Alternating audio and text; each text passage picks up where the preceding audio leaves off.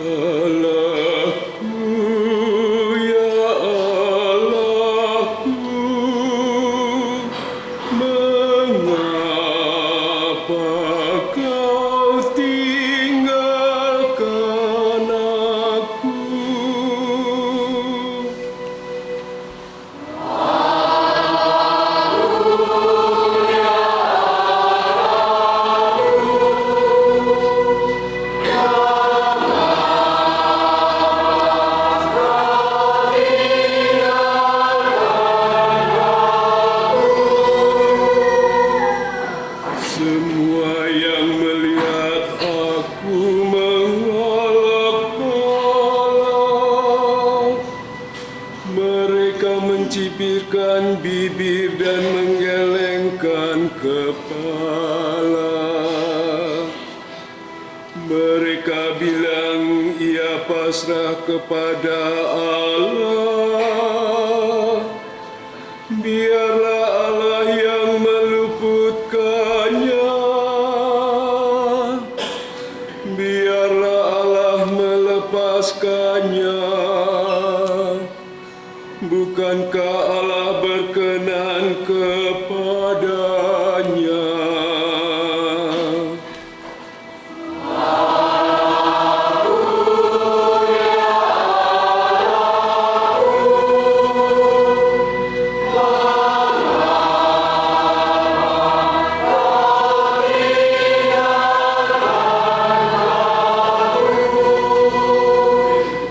Sekawanan anjing mengerumuni aku, gerombolan penjahat mengepung aku.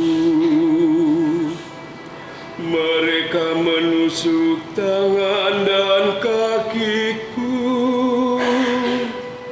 segala tulangku dapat kuhitung.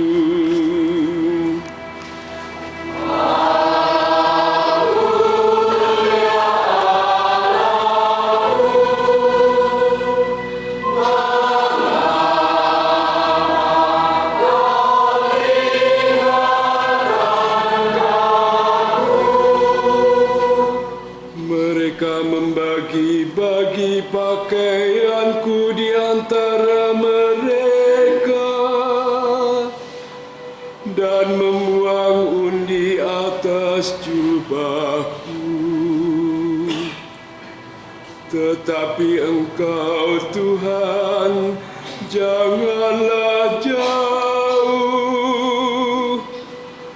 Ya kekuatanku, segeralah menolong aku.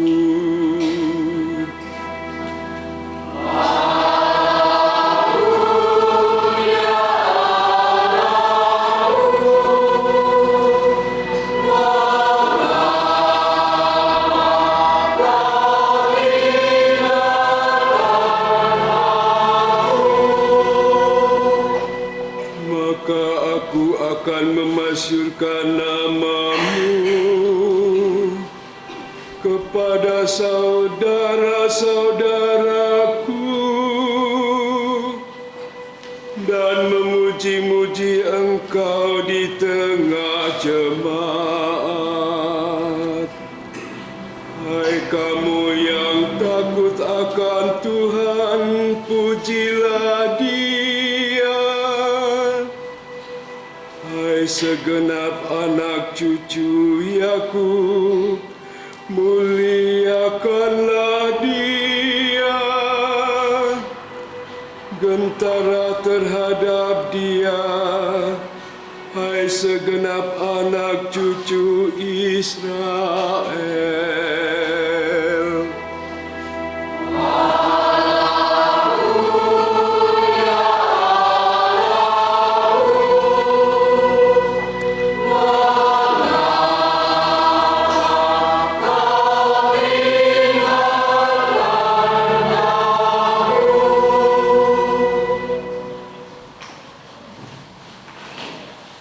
Pembacaan dari surat Rasul Paulus kepada jemaat di Filipi.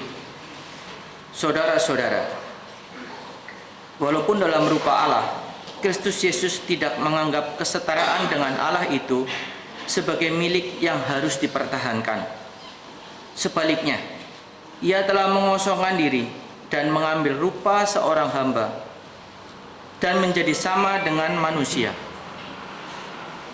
Dan dalam keadaan sebagai manusia, Ia telah merendahkan dirinya dan taat sampai mati, bahkan sampai mati di kayu salib. Itulah sebabnya Allah sangat meninggikan Dia dan menganugerahinya nama di atas segala nama, supaya dalam nama Yesus bertekuk lututlah segala yang ada di langit, yang ada di atas dan di bawah bumi. Dan bagi kemuliaan Allah Bapa, segala lidah mengaku Yesus Kristus adalah Tuhan. Demikianlah sabda Tuhan.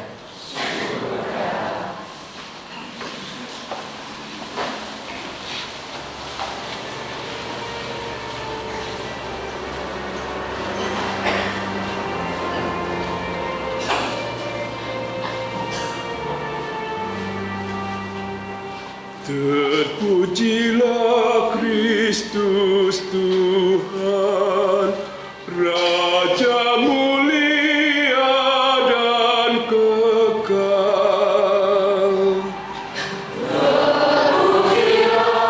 Terpujilah Kristus Tuhan, Raja mulia dan kekal. Kristus sudah taat bagi kita. Dia taat sampai mati, bahkan sampai mati di kayu salib. Itulah sebabnya Allah sangat meninggikan Dia dan menganugerahinya nama di atas segala namanya.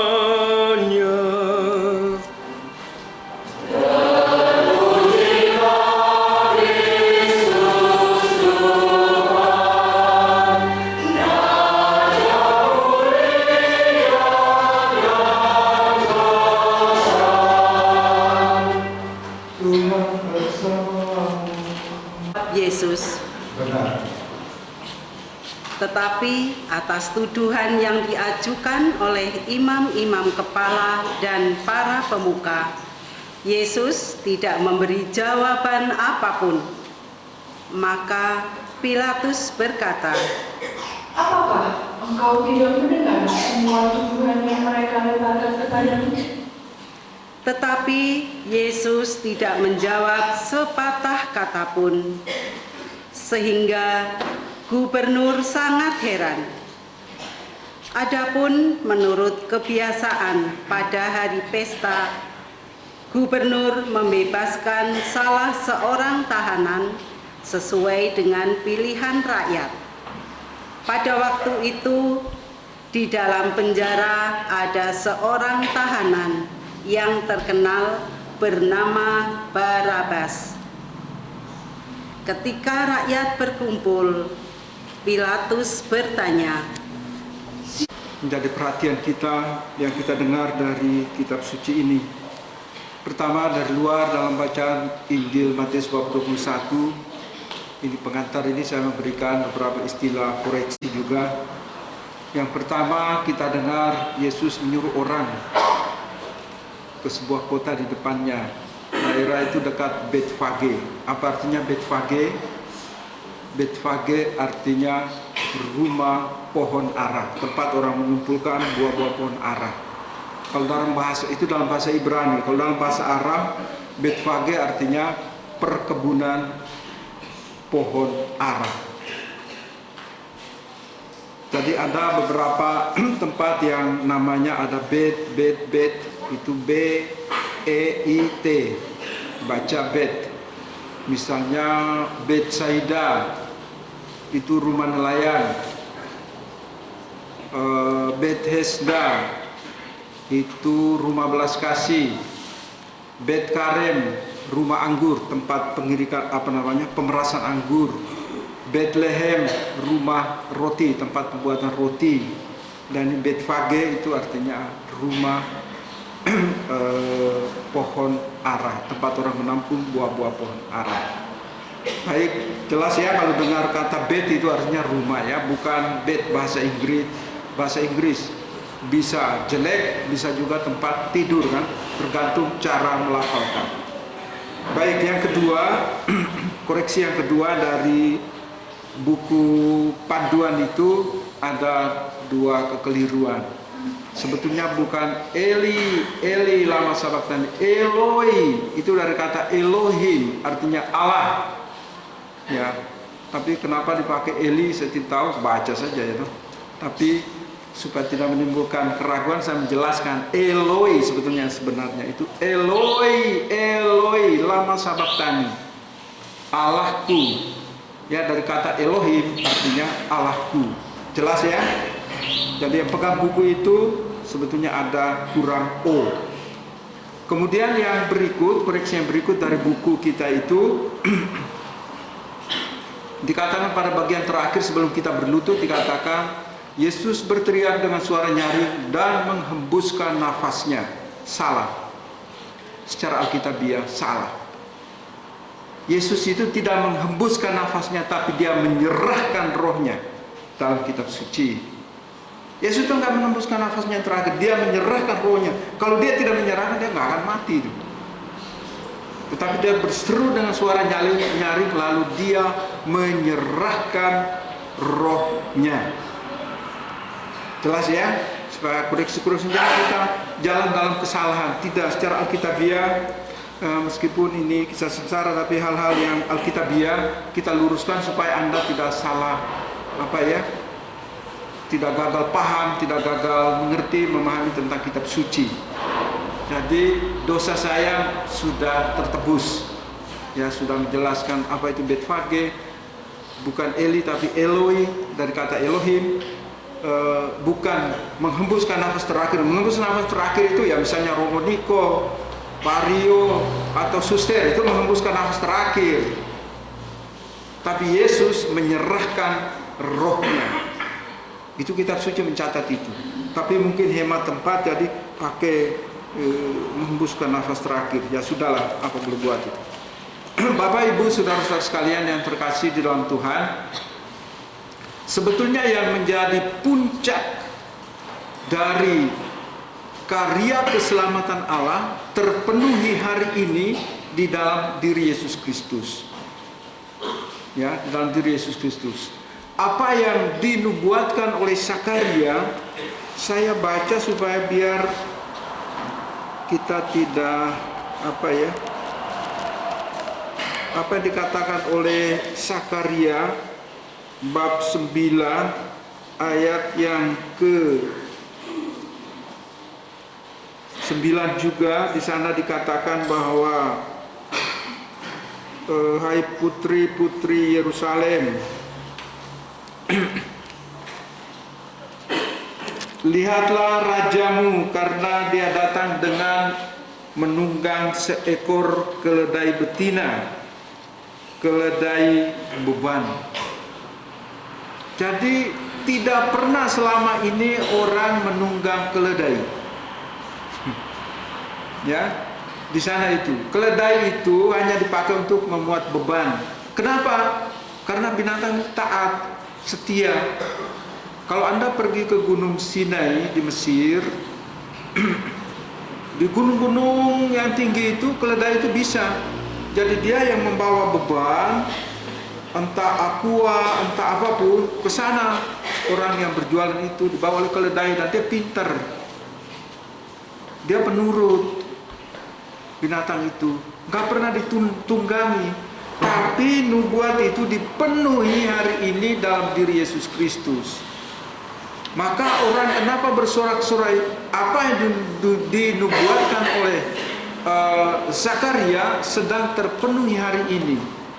Dia datang dengan mengendarai seekor keledai beban, keledai muda, itu pun pinjaman.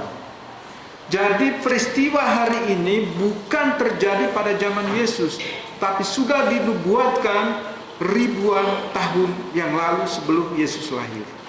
Nanti Raja Damai itu akan datang dengan ciri coraknya seperti ini. Saudara-saudara sekalian, kitab suci kita itu mencatat segala peristiwa yang bukan terjadi pada zaman Yesus, tetapi Yesus datang untuk menggenapi. Dia menggenapi semua nubuatan, ramalan para nabi. Mulai dari Yesaya, Yehezkiel, para nabi perjanjian lama, Musa, bahkan kalau kita lebih jauh sedikit, juga di sana ramalan atau nubuatan tentang datangnya Sang Juru Selamat itu sudah jauh-jauh, bukan hari tapi beribu-ribu tahun sebelumnya sudah dinubuatkan, dan Yesus datang untuk menggenapinya. Maka ketika Yesus tampil itu, dia juga berkata, aku datang bukan untuk menghilangkan hukum Taurat, tapi aku datang untuk menggenapinya. Jadi peristiwa hari ini adalah peristiwa penggenapan nubuatan para nabi akan datangnya Sang Juru Selamat. Mesias artinya Juru Selamat. Bapak, Ibu, saudara-saudara sekalian yang terkasih di dalam Tuhan, oleh Nabi Yesaya dalam bacaan pertama bab 50 di sana dikatakan dia adalah hamba Yahweh yang setia, hamba Allah yang setia. Allah mengosongkan dirinya dalam bacaan yang kedua surat Santo Paulus kepada jemaat di Filipi. Allah mengosongkan dirinya dan turun mengambil rupa manusia. Dia tidak tinggal dalam kealahannya, tapi dia harus turun. Kenapa? Karena dia harus menyelamatkan manusia dari dosa-dosanya. Itulah sebabnya Maria sebagai rahim yang menampung Allah itu masuk dalam sejarah keselamatan manusia. Maka Maria bisa diberi gelar Bunda Allah. Loh, Allah kok beranak? Itu goblok. Orang yang nggak tahu kok tanya itu loh, ya kan? Sudahlah, nggak usah terlalu goblok banget. Orang-orang terpelajar, terdidik, pertanyaan mereka itu konyol. Bacalah kitab suci secara utuh. Kenapa Maria disebut Bunda Allah? Kenapa Maria perlu dihormati? Maria perlu dihormati. Allah lebih dahulu menghormati Maria kok. kayak nggak tahu baca kitab suci aja orang-orang konyol itu. Dari Yesaya sudah dikatakan seorang darah akan mengandung dan melahirkan seorang anak laki-laki dan dia harus diberi nama Immanuel, artinya Allah beserta kita. Itu Allah sudah berbicara jauh-jauh hari sebelumnya. Dan Maria itu menggenapi nubuatan para nabi itu. Maka Allah mengambil rupa manusia supaya dia dekat dengan kita. Yesus menyapa kita.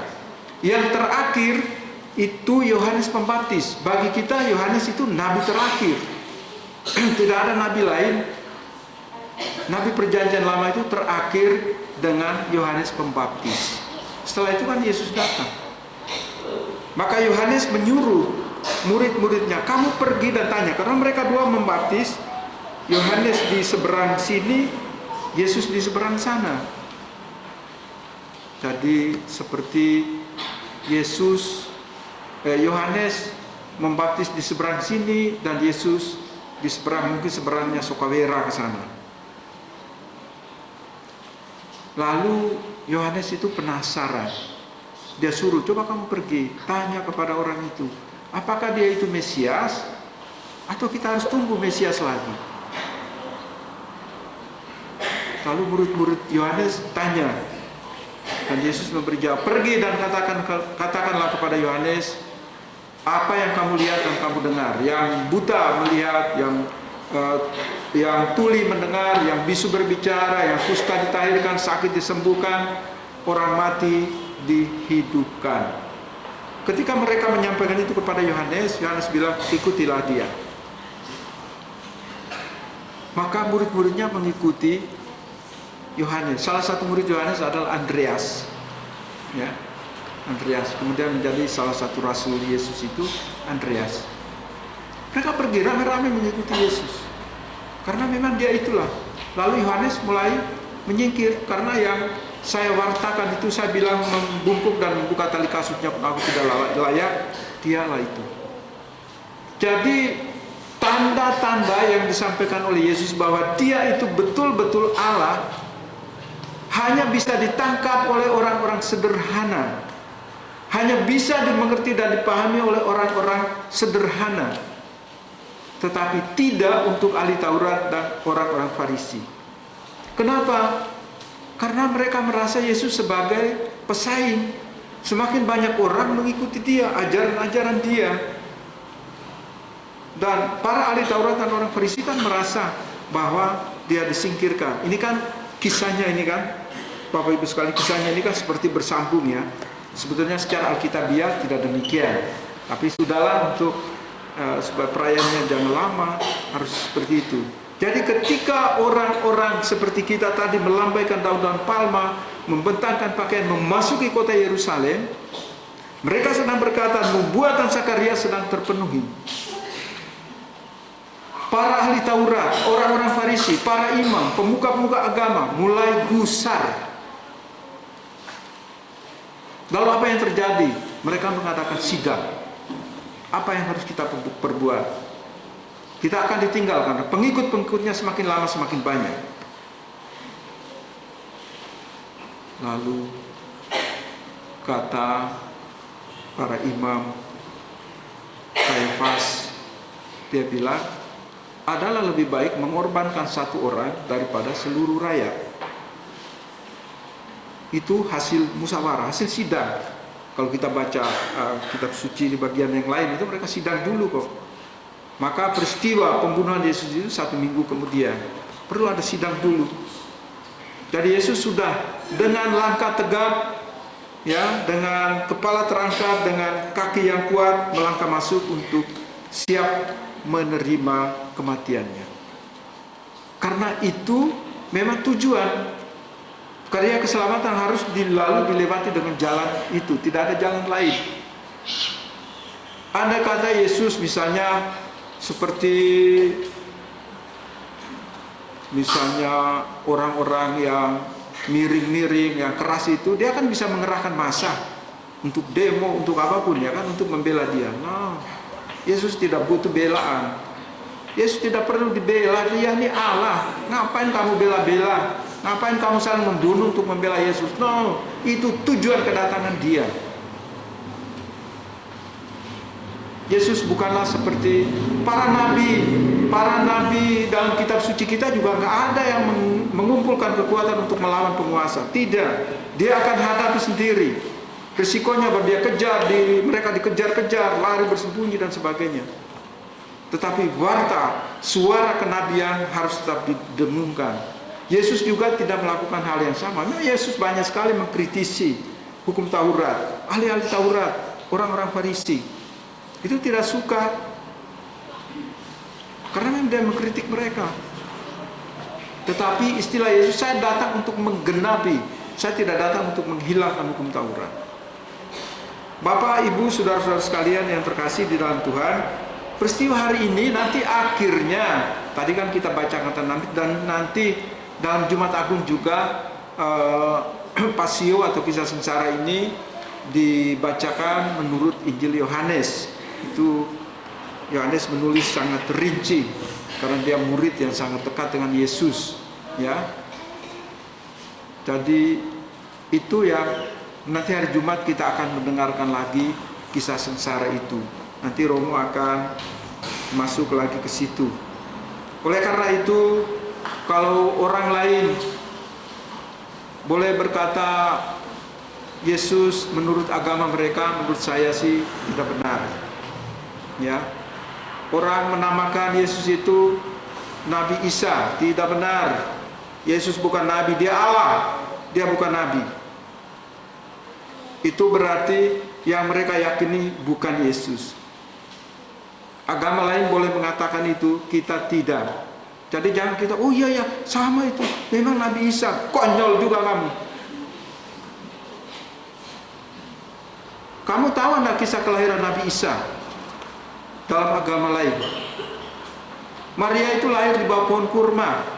Di Bethlehem tidak ada pohon kurma. Pergilah ke sana dan lihat. Bukti historisnya saja udah memenuhi syarat. Mereka itu kapan hadir? Kau mau ngarang-ngarang? Yesus buat dari kecil sudah omong, "Mak, kita ini nggak ada." Itu sudah lain sama sekali. Itu Isa karangan orang, sudah itu urusan kamu. Tapi Nabi Isa kami, Yosia Amasia ini, Yesus Kristus itu bukan seperti itu. Dia dilahirkan di kanan Bethlehem dan bukti sejarahnya masih ada sampai hari ini. Bukan kita ketekaran, oh Maria itu lahir di bawah pohon kurma waktu dia sakit melahirkan. Betul ya ibu-ibu? Sakit melahirkan. Terus Allah bilang, pukul pohon kurma itu, buah yang pertama jatuh, ambil makan sebab engkau mudah melahirkan. Yesus itu dikandung oleh Roh Kudus, maka dia tidak merasakan sakit melahirkan. Supaya tahu itu. Seandainya dia rasakan sakit melahirkan, mana mungkin dia berjalan dari Bethlehem ke Nazaret? Mana ibu-ibu yang habis melahirkan apa langsung lari-lari? Langsung jogging, saya mau fitness gitu. Entahlah, masih jalan seret-seret kok. Aduh Pak, lorong ketangku gitu kok. Jadi jangan percaya yang digambarkan oleh orang lain itu bukan Yesus yang kita punya. Apalagi orang bilang itu siapa? Orang-orang ring satu, bahasa kita lah ya kan. Orang-orang ring satu, para rasul itu ring satu. Mereka mencatat semua peristiwa itu. Belum lagi catatan-catatan sejarah di Israel. Ya kan? Catatan sejarah di Israel. Tadi beda Yesus yang kita punya dengan Yesus yang orang lain gambarkan itu. Mereka kan ribuan tahun setelah Yesus baru mereka omong, karepmu lah, karang-karang suka-suka kamu. Itu kan modifikasi. Tapi mari Bapak Ibu saudara-saudara sekalian, peristiwa-peristiwa yang kita lakukan, yang kita buat ini betul-betul dialami oleh Yesus. Jadi kalau saudara-saudara kita boleh tuh mengkritisi, beri masukan saudara-saudara kita Protestan juga. Mereka bilang hanya sola scriptura, hanya kitab suci, tetapi mereka tidak menjalankan pesan kitab suci. Minggu Palma mereka tidak rayakan, Kamis Putih mereka tidak rayakan, hanya Jumat Agung tok. Tapi sekarang sudah mulai ada pertobatan. Rabu Abu pun tidak mereka tidak mereka rayakan, padahal itu sangat alkitabiah. Inilah saudara-saudara kita Kristen ini. Katanya hanya kitab suci. Kalau kita ada 3 kan, kitab suci, tradisi suci, magisterium. Jadi kalau orang menembak Anda dengan kitab suci, oh maaf, kan punya tradisi. Ya kan? Tradisi itu bisa menjelaskan apa yang tidak jelas dalam kitab suci. Maka kenapa para pastor sekolahnya lama? Kami sampai tua di bangku sekolah. Karena bukan gampang mempelajari sejarah-sejarah kuno itu. Mumpet. Ya kan? Mumet. Jadi jangan pikir bahwa orang pergi kursus 3 bulan, datang pintar ngomong, jadi dia sudah hebat. Kalau udah hebat sekali. Belum lagi dipuji, wah dia bisa menyembuhkan orang. Tidak usahlah kita duplikat Yesus itu dalam doa-doa kita. Saya itu paling tidak disukai oleh kelompok karismatik. Kenapa? Mereka hanya memuji, khotbah Romo bagus, tapi satu hal kami tidak puji Romo. Tapi saya senang mereka terus terang. Kenapa? Karena Romo kalau pencurahan roh tidak buat orang pingsan. Kurang ajar kamu. Coba baca dalam kitab suci bahwa Roh Kudus turun buat orang pingsan. Tunjukkan kepada saya. Roh Kudus turun kepada para rasul itu apa yang mereka buat? Mereka sukacita gembira, keluar dari ketakutan, mewartakan, bukan pingsan. Mereka bisa menggunakan berbagai bahasa. Mereka bukan pingsan. Jadi saya itu mencurahkan roh yang baik. Romo yang lain yakin mencurahkan roh yang jahat. Kata Romo Karolus, kurang ajar kau ya. Bapak, Ibu, saudara-saudara sekalian, ini kita hanya mau supaya kita jelas. Yesus kita jangan samakan dengan Yesus yang diwartakan oleh orang lain. Jangan samakan Yesus Kristus yang kita punya dengan Yesus Kristus yang diwartakan oleh agama lain. Tidak, kita berbeda. Kita berbeda. Yesus itu bukan nabi, tidak, dia Allah. Dia bukan rasul, dia itu Allah. Dan dia punya rasul, para nabi, menubuatkan, meramalkan kedatangannya. Jadi kalau orang bilang Yesus itu nabi, itu jelas tidak, bukan itu. Yesus bukan nabi, ya. Jadi ini supaya kita juga tidak hanya mendengarkan kisah hidup kita, tetapi juga hal-hal yang alkitabiah juga kita jelaskan supaya Anda mempunyai pemahaman. Kenapa? Karena sekarang banyak di sosial media itu kan orang berjualan. Ya, kamu tahu orang berjualan untuk cari makan, menjelekan Yesus untuk cari makan. Saya bilang gak apa-apa. Besok lusa kamu mati ketemu dengan Yesus, nanti kamu mati lagi kedua itu. Jadi Yesus, Bapak Ibu, saudara-saudara sekalian saya cintai dalam Tuhan, mari kita tetap tambatkan hati dan hidup kita hanya pada Yesus Kristus. Dialah satu-satunya juru selamat bagi kita, bukan para rasul, bukan para nabi, bukan para pengajar agama, tidak, hanya dia. Nanti hari Jumat saya akan menjelaskan kenapa hanya Yesus satu-satunya juru selamat. Semoga kita semua dianugerahi kesehatan. Romo juga sebetulnya kerongkongan kurang sehat, tapi kok waktu khotbah ini bagus. Ya kan? Bicara tentang Yesus kok bagus, mungkin diketek sama Yesus gitu barangkali. Tadi aku bawa air kan, Anda lihat, saya beberapa kali kering banget ini. Tapi Tuhan tahu yang terbaik. Bapak Ibu sekalian, selamat kita semua memasuki pekan suci dengan hati penuh sukacita dan selalu bersyukur bahwa Yesus selalu melawat kita. Amin.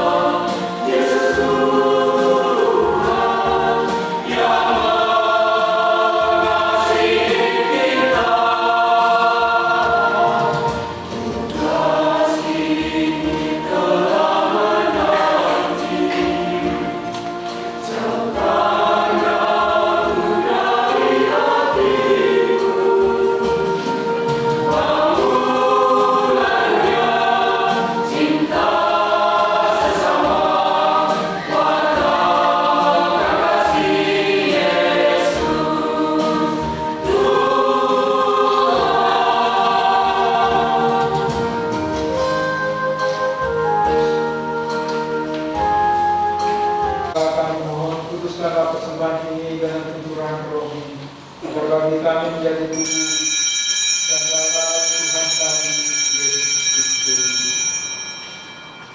Ketika dia diserahkan untuk menanggung sengsara dengan rela, Yesus mengambil roti dan sambil mengucap syukur, dia mengucapkan lalu memberikannya kepada murid-muridnya seraya berkata, "Terimalah dan makanlah kamu semua, inilah tubuhku yang diserahkan bagimu."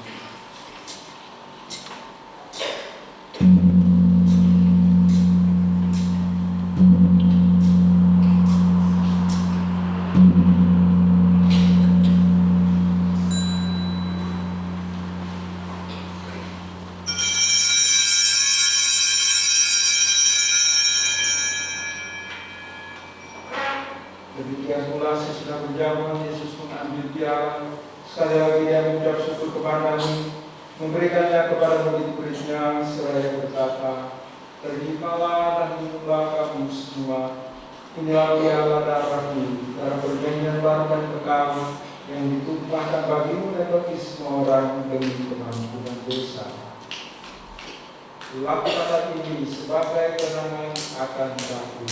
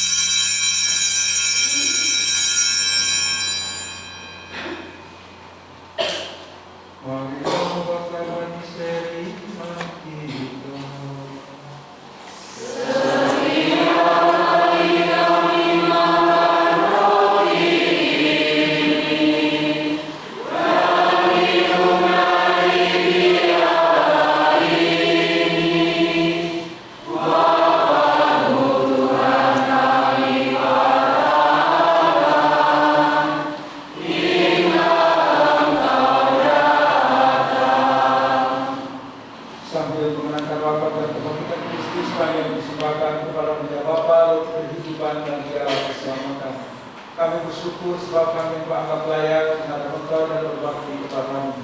Dan kami mohon semoga kami yang menerima tubuh dan darah Kristus diikut biasa terima oleh Kudus. Ingatlah ya Tuhan akan kebencian untuk sebar di seluruh bumi. Ingatlah juga akan umat-Mu di Palu ini, khususnya mereka yang berhidup saat ini di sini, akan orang-orang sakit, baik di paroki, baik di kelompok, juga di tempat-tempat lain. Ingatlah juga akan Tejo yang merayakan ulang tahun hari ini, agar Engkau menyempurnakan kami semua dalam cinta kasih, dalam persatuan dengan Paulus, kami Fransiskus, kami Kristoforus, serta semua rohaniwan. Ingatlah juga akan saudara-saudari kami yang telah meninggal dengan harapan yang bangkit, dan akan semua orang yang telah berpulang dalam kehidupan ini. Khususnya bagi ibu Endang yang kami doakan pada hari ini, terimalah mereka dalam cahaya Bapa-Mu.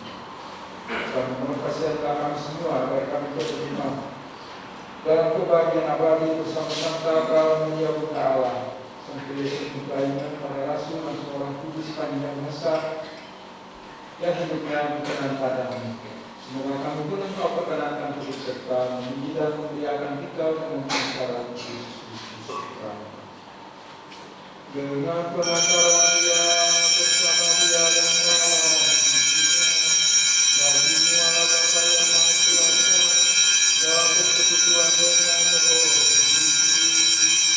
segala hormat dan kemuliaan sepanjang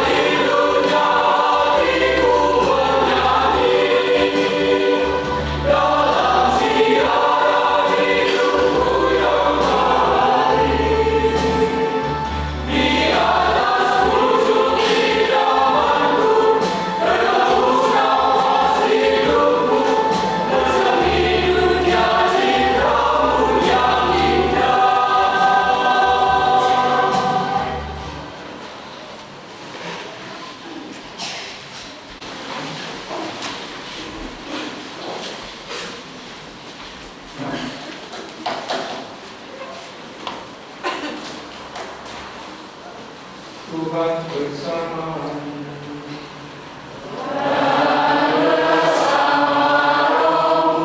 Semoga mereka semua yang kita dapat pada kali ini, Anda semua umat yang hadir di sini, semangat kesetiaan di Pawanan ini selalu menerangi hati dan tubuh kita. Rahmat dan berkat Allah selalu turun atas kita,